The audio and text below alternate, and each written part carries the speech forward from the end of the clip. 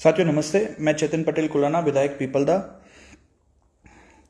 साथियों, आज आपके बीच में लाइव आया हूं। जैसा कि मेरी पीपलदा विधानसभा में जिस प्रकार की अव्यवस्था को लेकर मैं सरकार को पिछले काफ़ी समय से अवगत करवा रहा हूं, पर ये पर्ची सरकार का बिल्कुल भी ध्यान नहीं है। न केवल पीपलदा, पूरे प्रदेश पे बिल्कुल भी ध्यान नहीं है। पिछले दिनों बिजली की अव्यवस्थाओं को देखते हुए रात को 10 से 2 बजे तक कटौती होना, बीच बीच में ट्रिपिंग होना, अव्यवस्थाएं होना, जिसको लेकर मैंने माननीय ऊर्जा मंत्री जी को ज्ञापन दिया, उनको 3 दिन का अल्टीमेटम दिया कि ये व्यवस्था जो है सुधरनी चाहिए। परंतु किसी प्रकार का कोई ध्यान उनका पीपलदा विधानसभा पे, बल्कि किसी भी ग्रामीण विधानसभा पे है नहीं, जबकि उनका खुद गृह जिला है। 2-3 दिन पहले भी 18वां क्षेत्र में पावर हाउस, सुल्तानपुर क्षेत्र में भी अभी जैसी शिकायतें सुनने को मिल रही है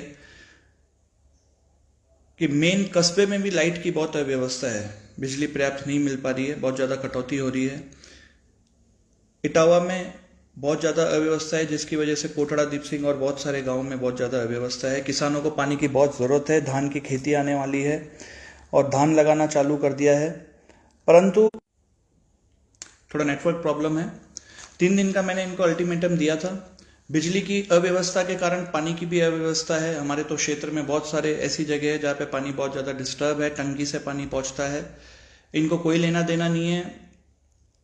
क्षेत्रवासी प्यासे मरे तो मरे, इनको किसी से कोई लेना देना नहीं है। इतना अवगत करवाने के बावजूद भी बहुत ज़्यादा अव्यवस्था है।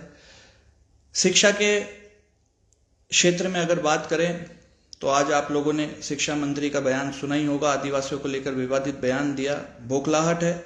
खुद के गृह जिले में 60% से ज़्यादा शिक्षा अधिकारियों का पद रिक्त है। हमारे खुद के विधानसभा में स्टाफ की बहुत ज़्यादा कमी है। डेपुटेशन पे कोटा लगा रखा है शिक्षकों को, छोटे छोटे उस पे, कोई पुस्तकालय में, कोई किस में। सरकार के आदेश होने के बावजूद भी कि डेपुटेशन निरस्त करवा दिए जाए, उसके बावजूद भी पीपलदा विधानसभा के जितने भी डेपुटेशन पे शिक्षक लगाए गए हैं, उनका डेपुटेशन निरस्त नहीं करा गया है। पक्षपात है, बहुत घटिया सोच है। केवल धर्म के नाम पे राजनीति करनी है। शिक्षा का स्तर किस तरीके से ऊंचा किया जाए, इस पे कोई ध्यान नहीं है। बहुत ही घटिया सोच है। पिछले बहुत समय से नगर पालिका को बजट नहीं दे रही है। नगर पालिका की हालत बुरी है।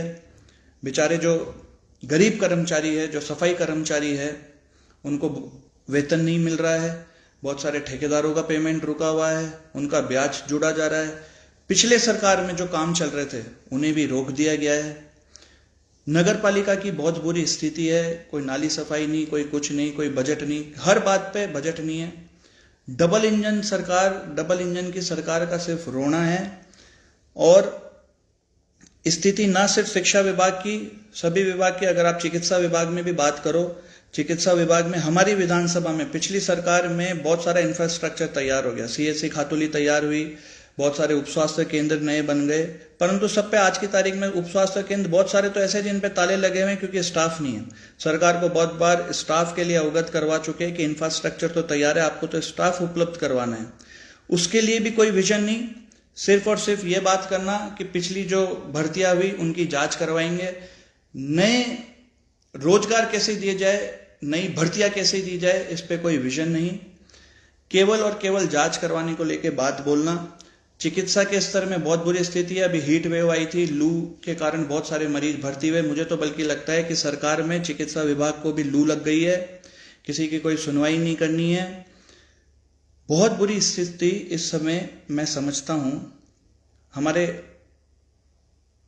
जिले से 2 मंत्री आते हैं, दोनों का ही विभाग की जब गृह जिले की यह स्थिति, तो आप समझ सकते हो प्रदेश की क्या स्थिति होगी। अब आचार संहिता भी खत्म हो गई है। पिछले 6 महीने में किसी प्रकार का कोई काम नहीं करवाया गया है। इन सबको लेके जो अव्यवस्था है पीपलदा विधानसभा में, मेरी विधानसभा में, तो किसी भी प्रकार का अन्याय मैं होने नहीं दूंगा। मैं जब तक विधायक हूं, जब तक तो नहीं होने दूंगा। इसको लेकर कल कांग्रेस पार्टी की हमने मीटिंग रखी है 11 बजे।